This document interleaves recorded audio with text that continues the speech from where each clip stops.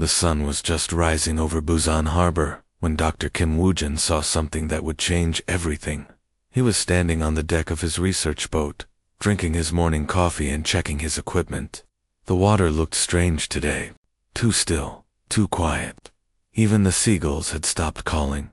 Then the ocean began to glow.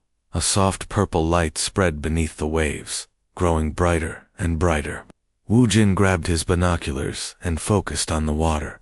What he saw made his hands shake so badly he nearly dropped the glasses.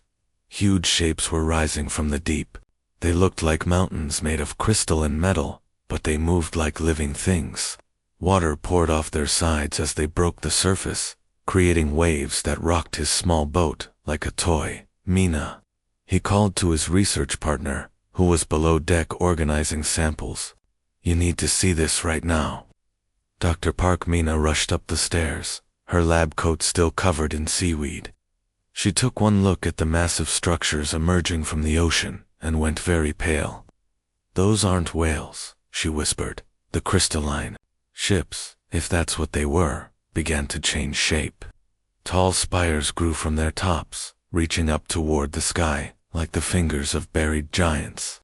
The water around them started to bubble and foam, and strange lights flickered along the sides of the structures. Then the creatures came out. They flowed rather than walked, their bodies like liquid shadow mixed with starlight.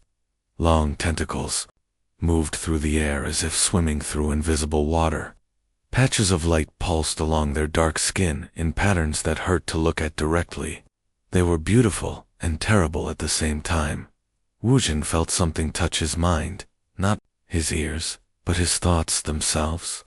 The voice was cold and vast, like the deep ocean speaking. We are the Hydro Collective, the voice said inside his head. We have come to reclaim what was always ours. Similar scenes were happening all over the world. In Tokyo Bay, fishermen watched in terror as alien spires rose from the water. The English Channel filled with strange lights. The Mediterranean Sea began to change color as massive structures appeared on the horizon.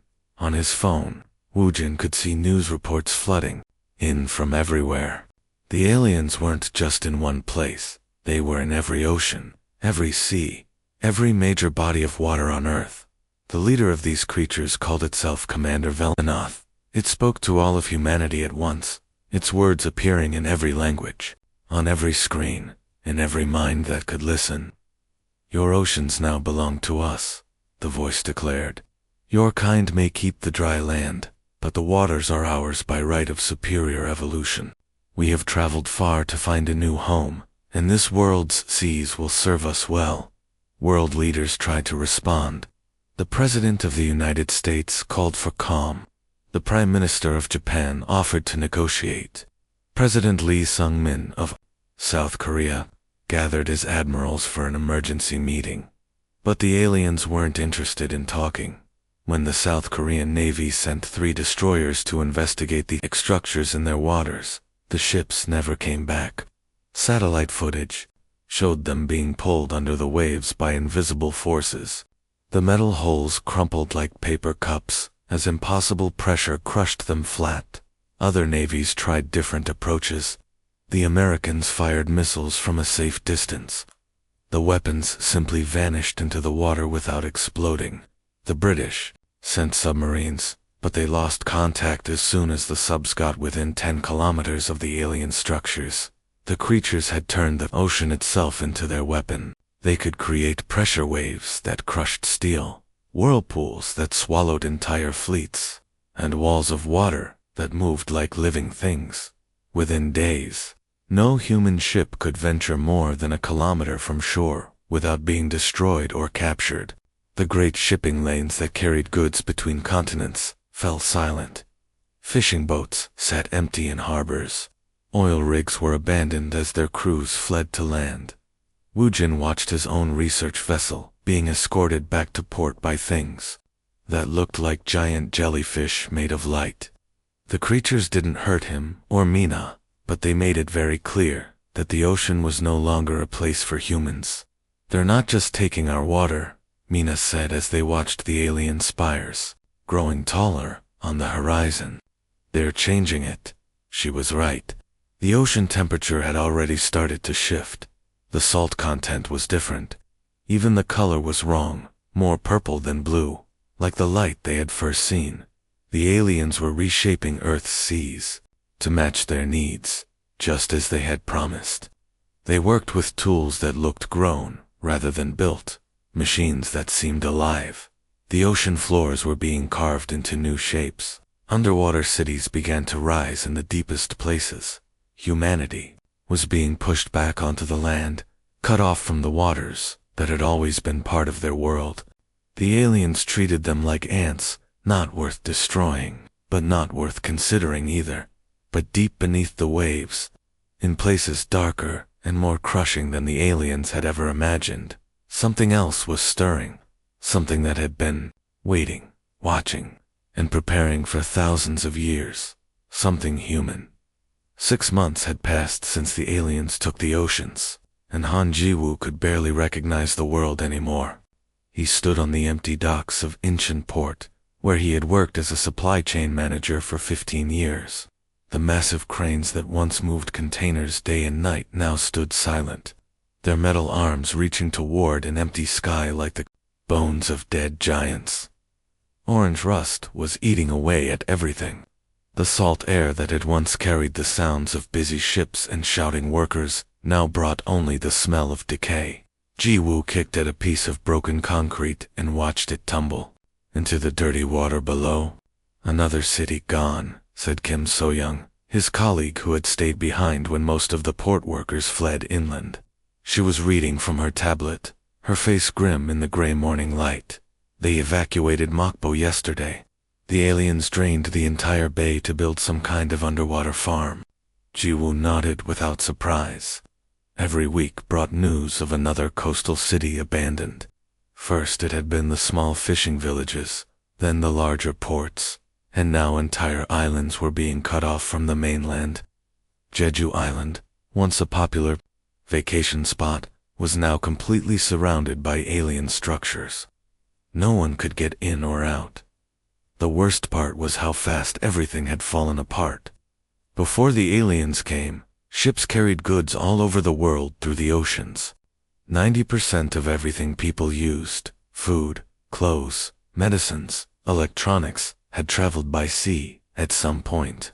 Now those shipping lanes were blocked by creatures that saw human vessels as toys to be crushed. So-young showed him a video on her tablet. "Look at this.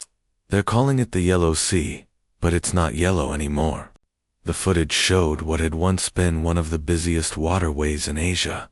Now it was a strange purple-black color, and the water level had dropped by nearly half. Massive alien structures rose from the new sea floor like twisted trees made of metal and flesh. Things that looked like enormous jellyfish drifted between them, tending to pools of water that bubbled and glowed. "Breeding pools," So-young said quietly. "That's what the scientists are calling them. The aliens are making more of themselves." Jiwoo remembered when humanity had tried to fight back. It had been called Operation Deep Strike, and every country with a navy had joined together for one massive attack on the alien cities. Admiral Park Dong-hyeon had led the assault, commanding hundreds of ships and submarines in the largest naval operation in human history. It had lasted exactly 4 hours. The aliens didn't just destroy the attacking fleet, they made an example of it. Every submarine was crushed like a tin can, the metal hulls compressed into balls no bigger than marbles. The surface ships were pulled under by invisible forces, their crews never seen again. But that wasn't the worst part. The worst part was what happened next. 3 massive waves, each one hundreds of meters tall, rose from the oceans simultaneously. One hit Tokyo, washing away entire districts and killing millions. Another struck Sydney, turning the famous harbor into a wasteland of broken buildings and twisted metal. The third wave hit San Francisco, and the Golden Gate Bridge was found in pieces scattered across the bay floor, all in the same hour, as if the aliens were showing the world exactly what they could do when humans annoyed them. After that, No one talked about fighting back anymore. Dr. Yun Teho had become the world's leading expert on the aliens, simply because he was one of the few marine biologists brave enough to study them from a distance. He spent his days analyzing water samples and watching the creatures through long-range cameras, trying to understand what they wanted. They're not just living in our oceans, he had told the emergency United Nations meeting last month. They're changing them completely. The salt levels are different. The temperature is wrong. Even the basic chemistry of seawater is being altered to match their home planet. The changes were getting worse every day. Rivers that had flowed to the sea for millions of years were being redirected by the aliens, turned into underwater highways that connected their growing cities. Lakes were drained overnight to provide water for their strange farms. Even the rain tasted different now. Bitter and metallic. Coastal cities that had once been centers of trade and culture became ghost towns almost overnight. Millions of people packed their belongings and moved inland, away from the waters that had become alien territory. Refugee camps sprouted up in mountains and deserts, places that had never seen so many people. The world's leaders faced an impossible choice. They could surrender completely and hope the aliens would be merciful to a defeated species, or they could watch as human civilization slowly died, cut off from the oceans that had always been the highways of the world. Some countries had already begun peace negotiations, sending ambassadors to the alien structures with offers of complete submission. Others talked about retreating further inland, abandoning the coasts entirely, and trying to build a new world in the mountains and plains. But as Giwu stood in the empty port, watching the alien spires grow taller on the horizon, he wondered if either choice would matter. The creatures seemed to have an endless appetite for water, and there was only so much land on Earth. Soon, there might be nowhere left to run. When Dr. Choi Min-soo appeared on the emergency video call, the world leaders gathered in the underground bunker beneath Geneva thought they were seeing a ghost. The marine biologist had been listed as dead for 8 months, lost when his deep-sea research station went silent during the first alien attacks on the Japan Trench. But here he was, very much alive, though clearly changed. His skin had a strange glow to it, like moonlight on water. When he moved, there was something different about the way he breathed, slow and steady, as if air and water were the same thing to him now. "I know what you're all thinking," Min-soo said, his voice coming through crystal clear, despite the impossible depth he was transmitting from. "You thought I was dead. The aliens thought so too. That was their first mistake." President Martinez of Mexico leaned forward in his chair. "Dr. Choi, where have you been? Our satellites show you're transmitting from the Mariana Trench. That's 11 kilometers underwater. How are you even alive?" Min-soo smiled, and his teeth seemed to gleam with the same soft light as his skin. "I've been learning the truth about Earth's oceans. The aliens assumed they were empty of human life because they only looked in the shallow places. They never imagined that humans might have been living in the deep waters for thousands of years." Behind him, a figure moved into view. She was tall and graceful, with the same luminescent skin as Min-soo, but her movements were more fluid, more adapted to the underwater environment. When she spoke, her voice had strange harmonics that made the walls of the bunker seem to vibrate. "I am Captain Lee Haijin of the Abyssal Clans," she said. "My people have called the deepest trenches home for over 3,000 years." The room fell silent. Prime Minister Chen of Australia was the first to speak. "That's impossible. Humans can't survive at those depths. The pressure alone would crush us instantly." Captain Lee's expression remained calm. "Your surface humans cannot survive there. This is true. But we are not surface humans anymore. When our ancestors fled to the depths during the great disasters of ancient times, they chose to adapt rather than die. Over centuries, we changed. We learned to breathe water as easily as air. We learned to use the pressure as a tool instead of fearing it as an enemy." Minsu gestured to something behind him, and the camera view expanded to show the interior of what looked like a vast underwater city. But the buildings weren't made of metal or stone. They seemed to be grown, like coral reefs, shaped by intelligent design. Creatures that looked like giant squids moved between the structures, but their movements were too organized, too purposeful to be random sea life. The aliens came here thinking they understood the ocean, Minsu explained, but they know nothing about the deep places. They've never experienced the crushing weight of 10 kilometers of water above their heads. They've never learned to harness the heat from volcanic vents or communicate with creatures that have lived in darkness for millions of years. A new figure joined them on screen, a man who introduced himself as Engineer Nam Hyanwu. His eyes had adapted to the eternal darkness of the deep, appearing larger and more sensitive than normal human eyes. He held up what looked like a tablet, but it was made of some kind of living material that pulsed with bioluminescent patterns. "Let me show you what the aliens are really up against," Nam said. The screen filled with images that made even the experienced world leaders gasp. Massive creatures swam through the darkness, but these weren't natural sea life. They had been shaped and guided by human intelligence over countless generations. Giant squids the size of battleships moved with mechanical precision. Creatures that looked like living submarines glided through the water, their biomechanical bodies designed to withstand pressures that would instantly crush any alien vessel. "We call them our deep guardians," Nam explained. "For 3,000 years, we have been breeding and modifying the creatures of the abyss. We have learned to work with biology instead of against it. While your surface technology tries to keep the ocean out, our biotechnology makes us one with it." Captain Lee moved closer to the camera. "The aliens think they are conquerors, but they are just visitors from shallow seas. They know nothing of the volcanic forces that shape the ocean floor. They cannot survive in the crushing depths where the real power of the ocean lives. They have claimed the surface waters, yes, but the deep places, the places where the Earth's blood flows hot and the pressure turns carbon into diamonds, those places belong to us." Minsu nodded. The aliens made a critical error. They assumed that because they could defeat your surface navies, they controlled the entire ocean. But the ocean has layers, and they've only conquered the top one.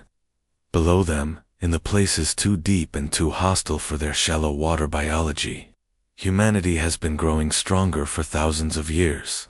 "We are the true children of the deep," Captain Lee said, her voice carrying the weight of centuries. "And we do not surrender our home to invaders who fear to venture into the darkness where we were born." The transmission ended, leaving the world leaders staring at blank screens and wondering if humanity's salvation lay not in the skies above, but in the crushing depths below. The war began in darkness so complete that even the enhanced eyes of the abyssal clans needed bioluminescent guides to see.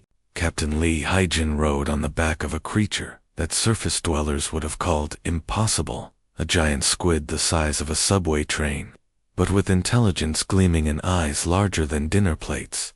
Around her, dozens of similar creatures moved through the crushing depths with perfect coordination. These were not wild animals, but partners, bred and trained over hundreds of generations to work alongside humans in the deepest places of the ocean.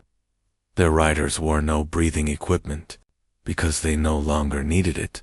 Their bodies had adapted long ago to extract oxygen directly from seawater. "Begin Phase 1. Lee spoke into a communication device grown from modified coral that carried her voice through the water, using sound waves too low for alien ears to detect. 8 kilometers below the surface, in a trench so deep that Mount Everest could be dropped into it and still leave room above. Bioengineer Song Ji-hoon sat in his command center.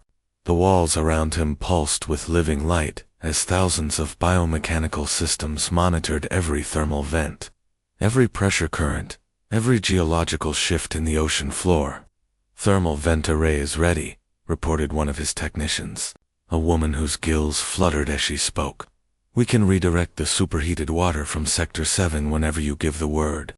Song studied the three-dimensional map floating in the water before him, created by creatures that used sonar more precise than any surface technology. The alien city above them showed up in bright red, a massive structure that the invaders had built thinking they were safe in the deep water. They built their city right above one of our oldest volcanic gardens, Song said with satisfaction. They have no idea what's beneath them. Activate the thermal redirect. Far below the alien city, carefully tended volcanic vents that had been controlled by the abyssal clans for centuries suddenly changed direction. Instead of heating the surrounding water gradually, they focused their output into concentrated streams. Water heated to over 300 degrees began rising toward the alien structures.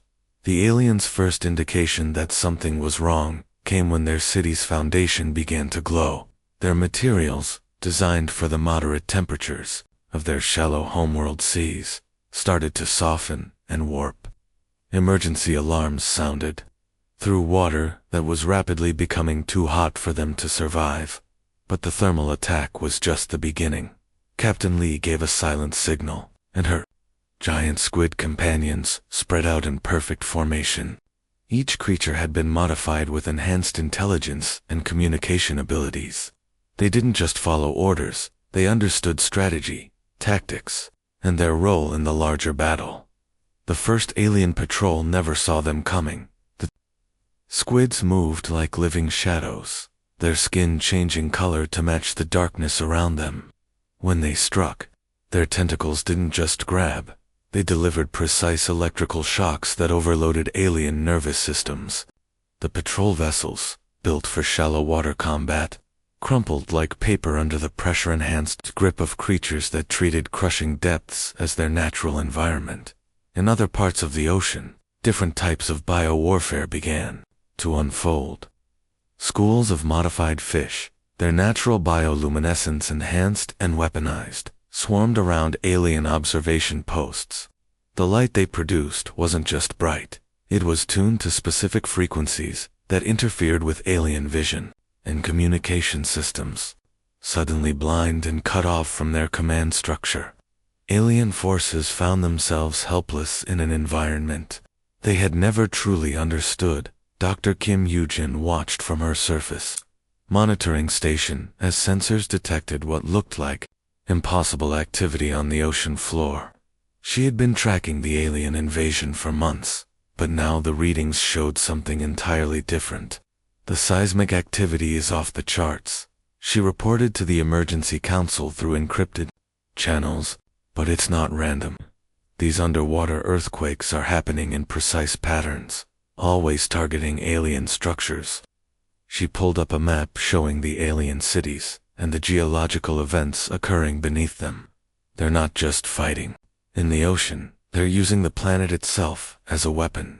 Somehow, they're controlling volcanic vents, redirecting thermal currents, even triggering localized earthquakes that only affect alien installations. The truth was more impressive than she realized. The abyssal clans had spent 3,000 years learning every secret of the deep ocean. They knew which rocks would shift under pressure, which volcanic vents could be redirected, which underwater currents could be turned into weapons. The ocean floor was their domain, and they had shaped it to serve them. Commander Vilanath, leader of the alien invasion, watched his forces retreat deeper and deeper as their shallow water technology failed in Earth's crushing depths. His people had evolved in seas no deeper than a few hundred meters. The extreme pressures and temperatures of Earth's deep ocean were as alien to them as space itself. Pulled back to depth level 5, he commanded, but even as he spoke, he knew it was a mistake. Every meter deeper they went, they entered territory that belonged entirely to these strange, deep-dwelling humans. His science officers reported that their equipment was failing at pressures his people had never encountered. Their weapons, designed for moderate depths, couldn't function in water that crushed metal like clay. Their cities, built for stable temperatures, were melting under thermal attacks that came from the planet's own volcanic heart. The aliens had conquered Earth's surface waters. But they were learning that the ocean had depths they had never imagined, and those depths belonged to humanity. Captain Lee Hyjin stood on what could barely be called a bridge, since it was inside a creature that was more alive than any ship humans had ever built. The vessel's walls pulsed like a heartbeat, and bioluminescent veins ran along its surface, carrying information instead of blood. Through the transparent membrane that served as a window, she could see the deepest part of the Pacific Ocean, stretching into darkness that had never known sunlight. "They're still moving deeper," reported Chief Engineer Park Soo-jin, her hands dancing across controls that looked more grown than built. "The aliens think if they just go down far enough, they'll find safety." Lee smiled grimly. Around them, other living ships moved through the water like a school of massive fish, each one carrying warriors who had been born in these crushing depths. They still don't understand what they're facing. To them, deep water is just more water. They don't realize that down here, the ocean itself becomes a weapon. The alien command structure had retreated to the very bottom of the Pacific, deeper than any place their technology was designed to handle. Commander Velenoth and his remaining forces had built their final stronghold in a place they thought no Earth creature could reach 11 kilometers beneath the surface, where the pressure was over 1,000 times greater than at sea level. They had not counted on meeting humans who considered such depths to be home. "Beginning final sequence," Park announced. Her biomechanical instruments showed her every geological feature for hundreds of kilometers around. Volcanic vents that had slept for centuries, tectonic plates balanced on the edge of movement, pockets of superheated water trapped in rock formations. All of it was connected through a network of living sensors that the abyssal clans had been growing for thousands of years. The ocean floor began to change. Trenches that had been stable since before human civilization started to shift and move. It wasn't random destruction. Every earthquake, every volcanic eruption, every shift in the seafloor was precisely controlled. The abyssal clans had learned to conduct the geology of the deep ocean like a vast, slow orchestra. Below the alien stronghold, volcanic vents that had been carefully managed for millennia suddenly opened at full power. Water heated to temperatures that could melt metal began rising in concentrated streams. The aliens had built their final city directly above what they thought was solid rock, never realizing it was actually a volcanic system that had been dormant by choice, not by nature. The alien structures, designed for the shallow seas of their homeworld, began to dissolve like sugar in hot water. Their crystalline walls, so strong against normal pressure, turned soft and liquid when faced with water heated to over 400 degrees and pressurized. Beyond their wildest imagination, Commander Velenoth's desperate voice reached the surface through quantum communication channels that barely functioned at such depths. His words came broken and distorted, filled with the sound of his dying city. We underestimated. His voice crackled through the static. Your species, the deep ones, They don't just live in the ocean. They are the ocean. Captain Lee activated her own communication system, her voice carrying through the water with the authority of someone who had never known any world but this one. Her words reached not just the aliens, but every monitoring station on the surface, every government that had thought humanity was defeated. Invaders of the shallow waters, she said, her voice calm and final. You came to our world thinking you understood the sea because you had conquered the surface.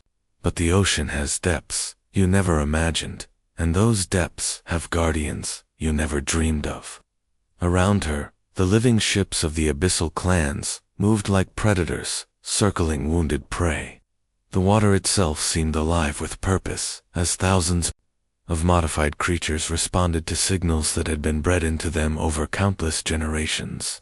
Leave now, Lee continued, and carry word to your kind across the stars.